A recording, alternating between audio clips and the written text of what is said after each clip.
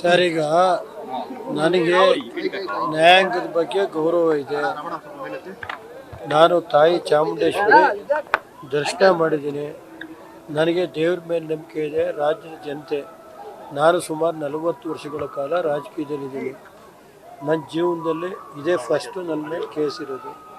ನ್ಯಾಯಾಂಗದಲ್ಲಿ ನಾನು ಇವತ್ತು ನಂಬಿಕೆ ಇದೆ. ನ್ಯಾಯಾಂಗ ಇವತ್ತು ಏನು ತೀರ್ಪು ಭಾಗಿಯಾಗ್ತೀನಿ, ಅಷ್ಟು ಬಿಟ್ಟರೆ ನಾನು ಇನ್ನೇನು ಹೇಳಿಲ್ಲ. ಆ ತಾಯಿ ಚಾಮುಂಡೇಶ್ವರಿ ಏನು ಕರುಣೆ ತೋರಿಸ್ತಾಳೆ, ಅದು ಬಿಟ್ಟು ನಾನು ಏನು ಹೇಳಲ್ಲ ಸರ್. ನಾನು ಇವತ್ತು ನ್ಯಾಯಾಲಯದಲ್ಲಿ ಕೇಸ್ ಇರುವಾಗ ನಾನೇನು ಮಾತಾಡೋದು.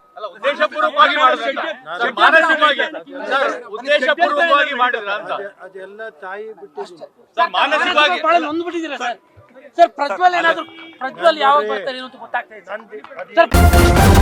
ನ್ಯೂಸ್ ಫಸ್ಟ್ ನಿರ್ಭೀತಿಯಿಂದ ನಿಮ್ಮ ಪರವಾಗಿ.